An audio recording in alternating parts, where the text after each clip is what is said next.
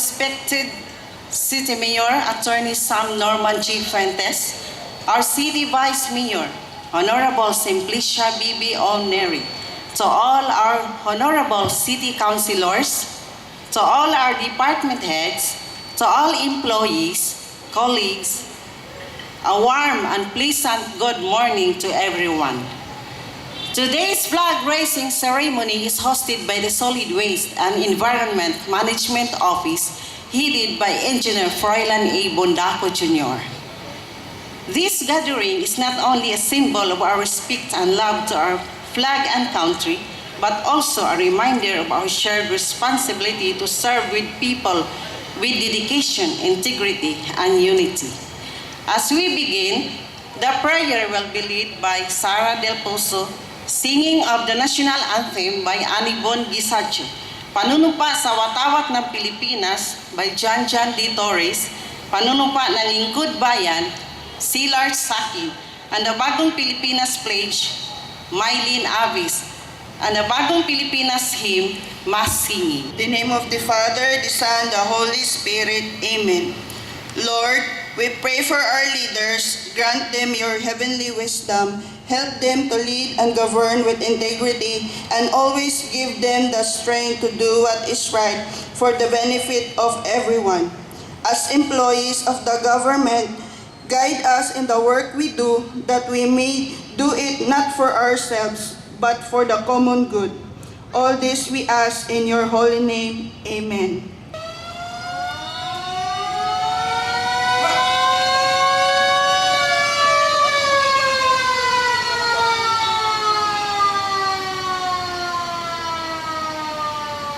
Mga kababayan, ang pambansang awit ng Pilipinas.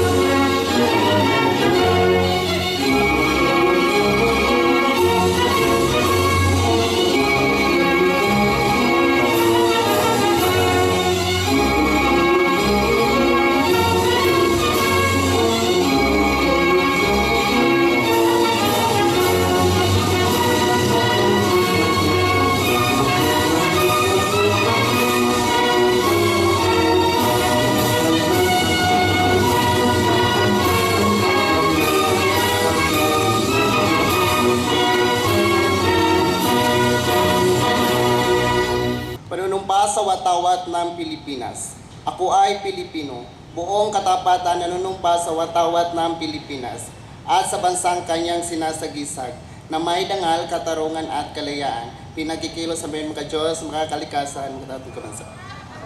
Panunumpa ng lingkod bayan.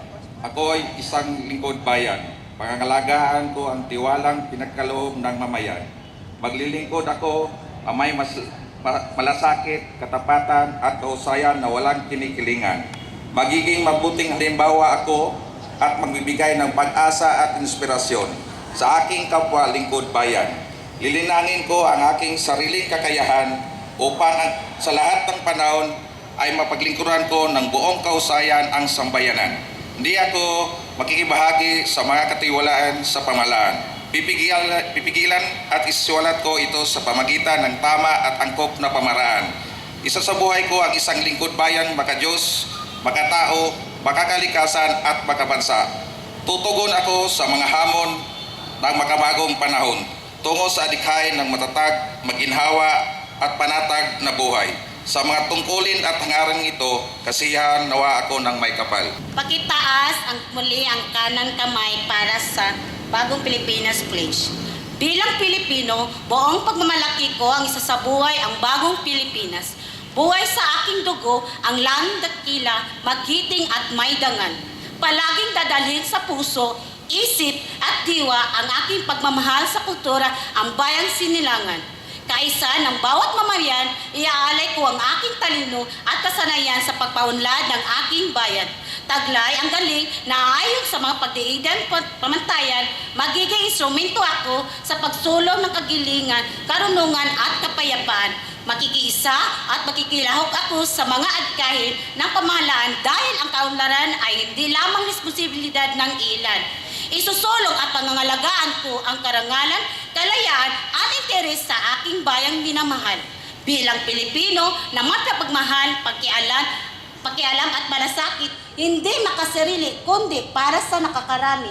Tatahakin ko ang landas tungo sa bagong Pilipinas.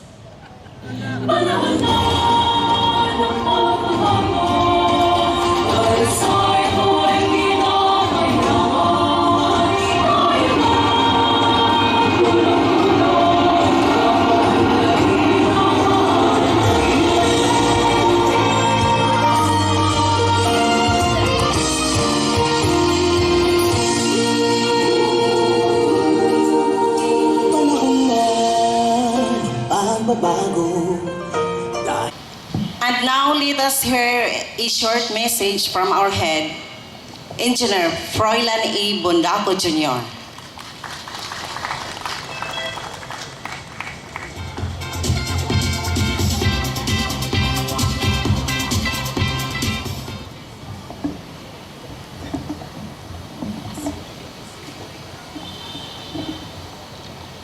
Good morning, Tanan.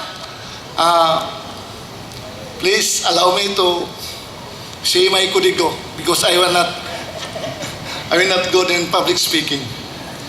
It only won't last 5 to 1 hour, maybe 1 hour.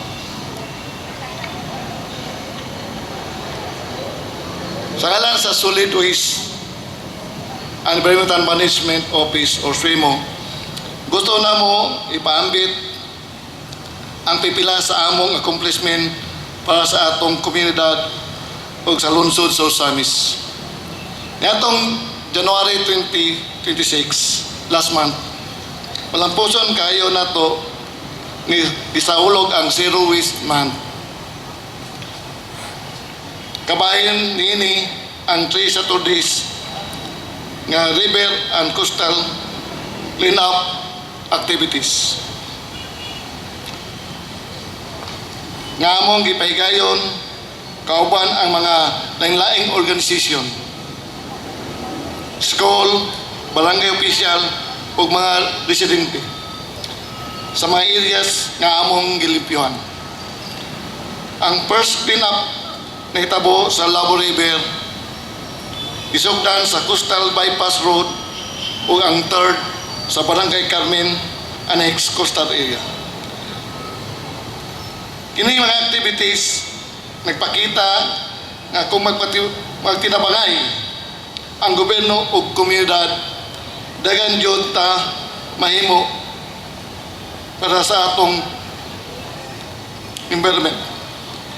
Dili lang pod may nagtok sa clean up activities ang SWEMO, nagpaygayon usab mi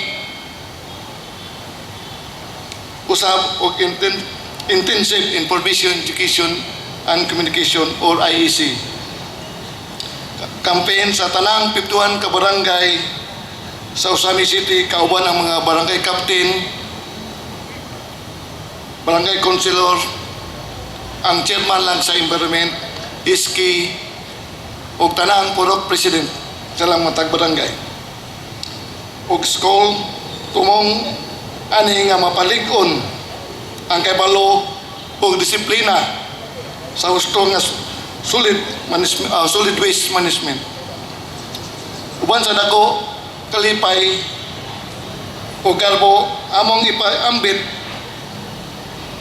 nga ang SWEMO LGU Osamis nakabot ang number 3 sa Misamis Occidental isip bis LGU in solid waste management 2025. Kini achievement resulta sa paningkamot sa local government ug sa aktibong suporta sa atong mga partners sa komunidad. Daghang salamat sa inyong tanan sa pabaminaw nako magpadayon ang Asenso Osamis. Thank you. And now, may I call on Ma'am Marisa Imperio for some information.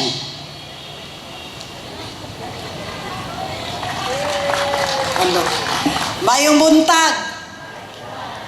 Alang sa kasayuran sa tanan, atong gisaulog ang National Civil Registration Month ning bulan sa Pebrero uban sa Philippine Statistics Authority. Ang atong local government unit sa Unsamis nagpahigayon og mga aktibidades pinaagi sa City Civil Registry Office. Una, ang atong pag-display sa mga streamers dito sa public mall, IBJT o diri sa atong City Hall ground. Kini pinaagi sa atong paghatag og information dissemination o ang awareness sa atong katawhan regarding sa civil registration. Atong February 5, February 5, gihimo nato ang unang free registration of birth for the first 50 clients diha sa atong opisina.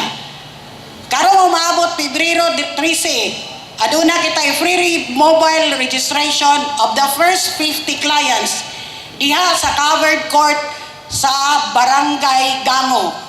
Magsugod ni alas 8 mahuman 4:30 pero kung napay kaming pwede na to gihapon i-entertain. Amo lang gihangyo ang mga aplikante niini nga magdala gayud sa gi-required nga mga requirements. Sa Pebrero 20, among imit ang mga 51 barangay secretaries. Ikaduha ni namo nga meeting sa mga barangay secretaries for the information dissemination and updates on civil registration. Dito sa covered court sa Barangay Carmen Annex sa may alauna ngadto sa alas 4:30 sa hapon. Pagka Pebrero 27, adunay meeting na pud namo sa tanang mga records officer sa hospitals and birthing clinics kay kini sila ang responsible sa pagbuhat sa mga birth certificate nga natawo diha sa ilang tagsa-tagsa ka establishmento. Among himuon ang information drive uban sa pag-updates na pod sa mga civil registration karong mga tuiga. Kini mahitabo dito sa Immaculate Conception School of Technology of Osamis City Incorporated sa may alas 8 ngadto sa alas 11:30 sa buntag.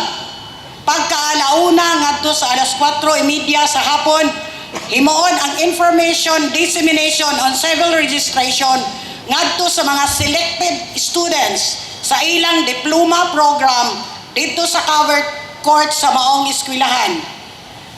Nining tanan, naghangyo ako sa inyong pag-ampo alang sa kalampusan ni mga kalihukan sa atong local government unit aron atong matabangan ang katauhan, especially sa problema sa ilang mga vital records o sa hiniusa atong makabot ang dugang pangkalambuan sa atong syudad sa Osamis. Daghang salamat ug maayong buntag pag-usab. Is there some message or announcement? If none, have a blessed day and a fruitful week ahead. Kanunay Asinso Ozamis.